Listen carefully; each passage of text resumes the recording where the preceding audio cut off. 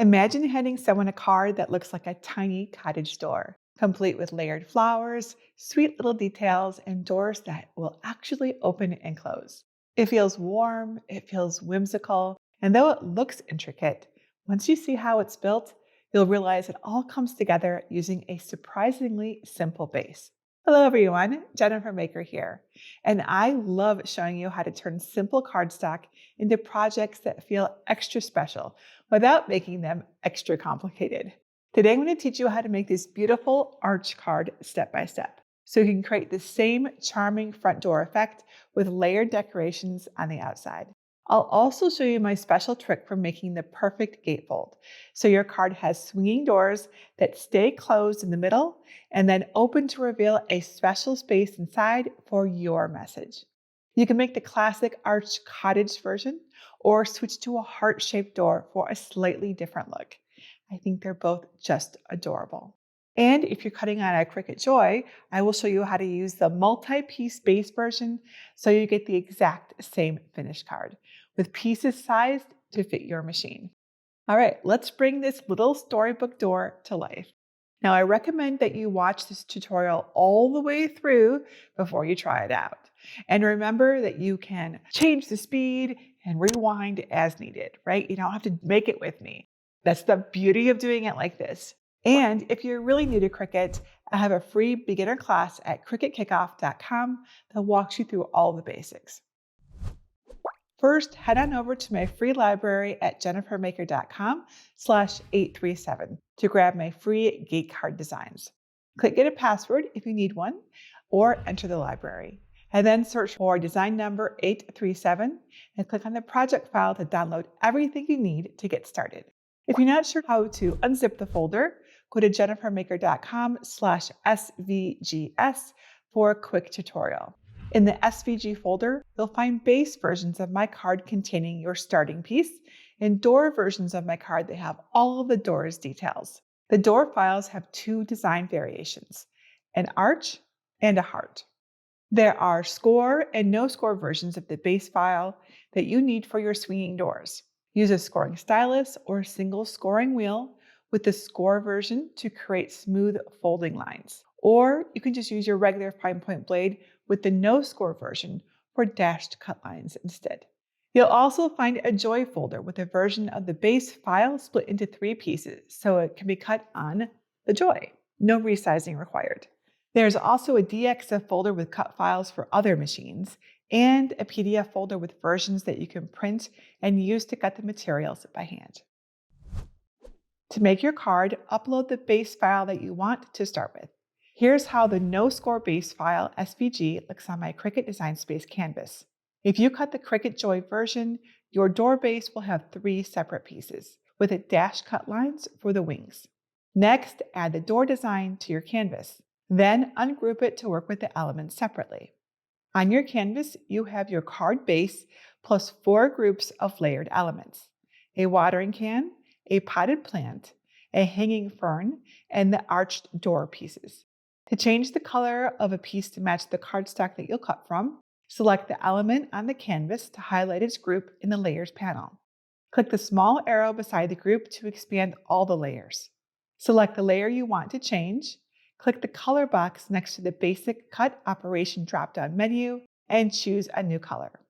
If you're cutting the score version of the card, select the base card piece and expand its group using the small arrow in the Layers panel. Select the top layer with 2 vertical lines. Click the Basic Cut Operation drop-down menu and change it to Score.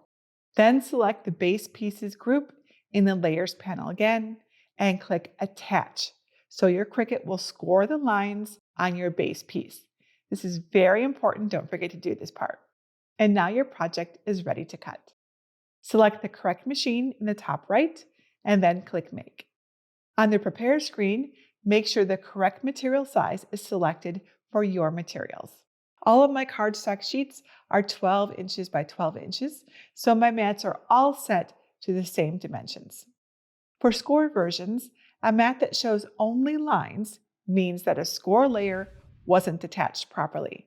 So if you see this, just click Cancel and go back to the canvas and attach the layers on your canvas. Select mat 1 so it loads first on the next screen, and click Continue. My first mat has the white card base piece. On the Make screen, set the base material for your first mat. I cut my white pieces from 65-pound regular cardstock and the remaining pieces from 80-pound textured cardstock. I use the medium cardstock material setting with more pressure for cleaner cuts on all of my mats. And I check the box next to Remember Settings to save some time between mats. If your mat has scoring lines, follow the screen prompts to select and add your scoring tool when it's necessary. Click Edit Tools and select the scoring stylus to load both the scoring tool and the blade at the same time on some machines, not all. Or you can select the scoring wheel and switch tools when prompted. Click Apply to close the Edit Tools window. Place the cardstock face up on a green standard grip machine mat. And use a brayer to make sure it's fully adhered because this will give you cleaner cuts. Check that your premium fine point blade is clean and in the clamp, and that your scoring tool is loaded if needed. Press the flashing load button to load the prepared mat into your Cricut, and then press the middle button to begin cutting. When it has finished cutting, don't unload the mat right away. Gently lift a corner of the material to make sure the cuts went all the way through. If they didn't, you might be able to press that middle button again to make a second pass of cuts in the same spots. When the cuts are complete, unload the mat. Flip it over onto your work surface and roll it back to release the cardstock.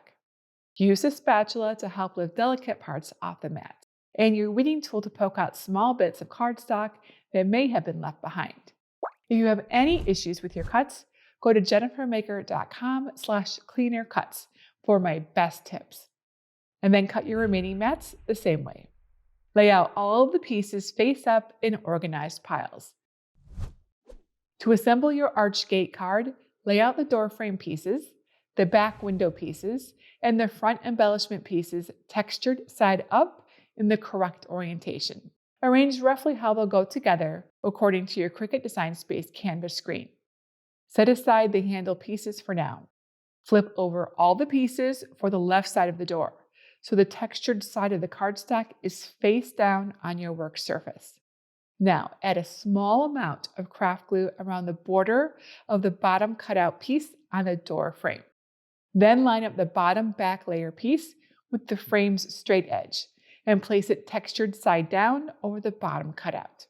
Make sure to cover the entire cutout area without going past the frame's edge. Press and hold it in place until the piece is fully adhered. And I also recommend you use a paper towel or your fingertip to wipe away any excess glue on the front before it dries.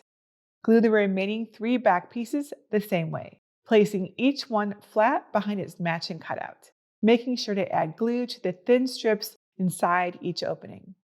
The curved edge should be clear so the card opens and closes easily with fewer layers right in the crease. Now flip over the door and add craft glue to the back of one of the small door panel embellishments. Then center the panel, glue side down in the bottom cutout section and press it down. Then assemble the right door frame the same way.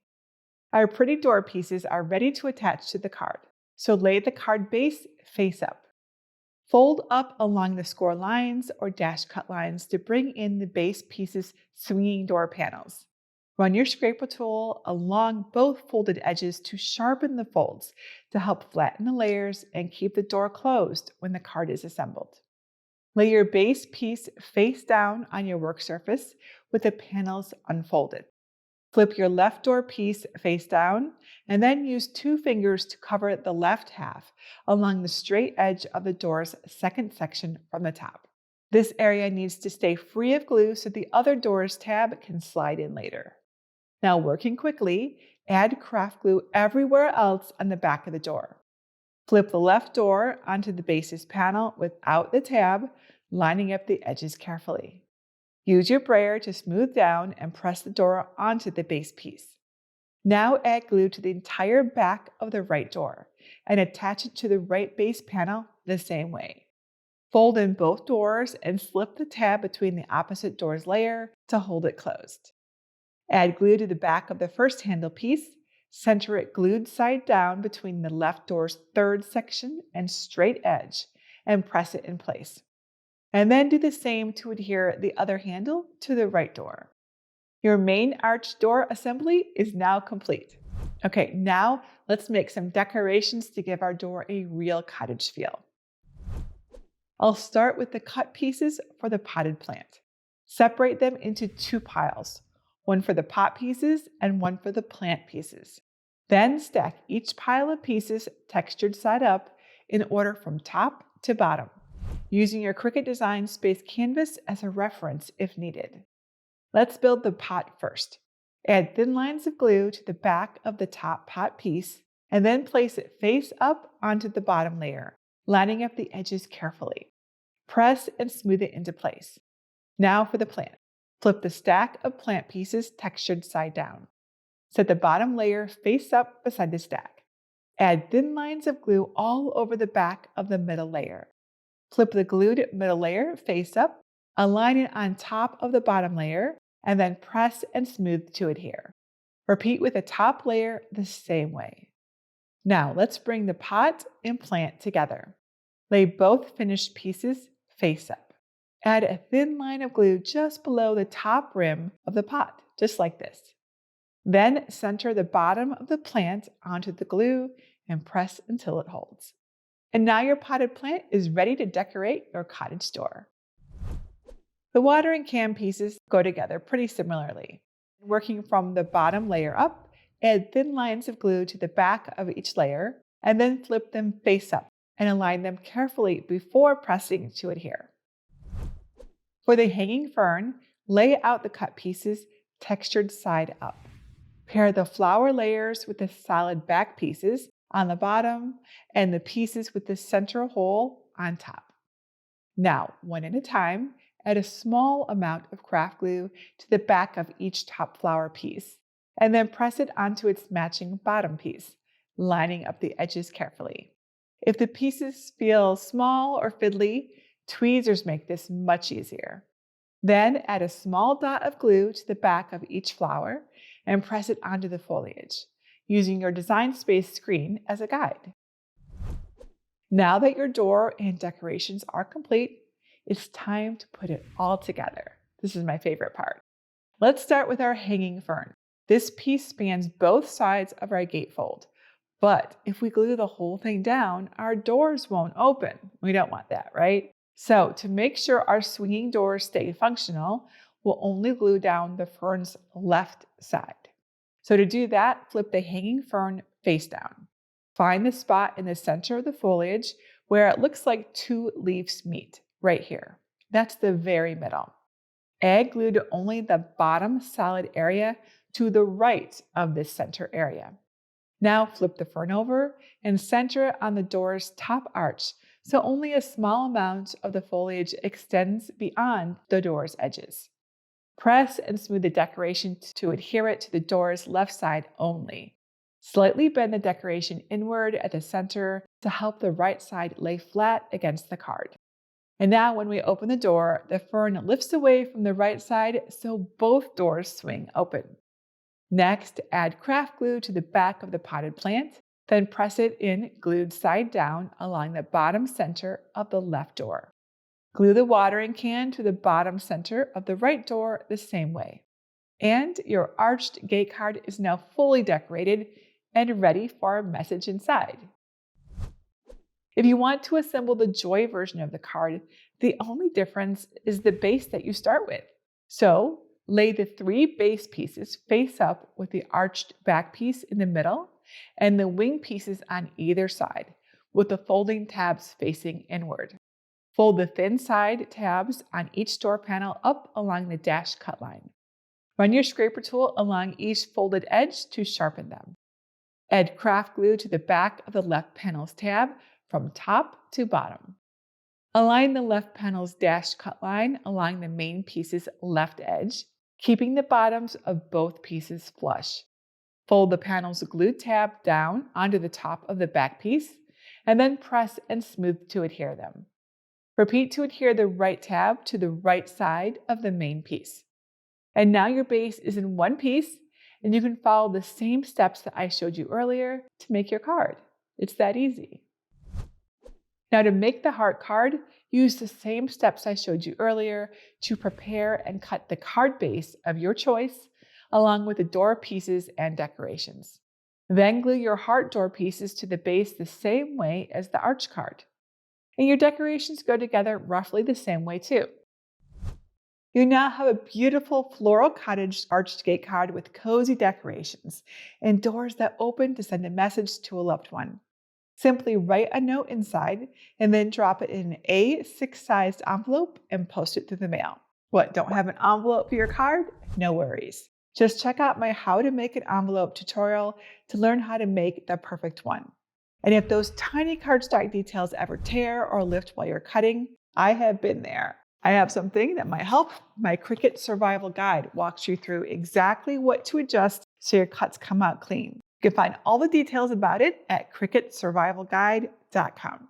And if you want to personalize your cottage door with a written name or message, I have a workshop that teaches you how to design custom banner decorations for your gate card. It's in my advanced membership program. Plus, it includes a toolkit with all of the design elements that you need to create a custom floral cottage card that fits your own personality. Learn more at jennifermaker.com/advance. And that's it for today. Until next time, this is Jennifer Maker reminding you to craft a life you love.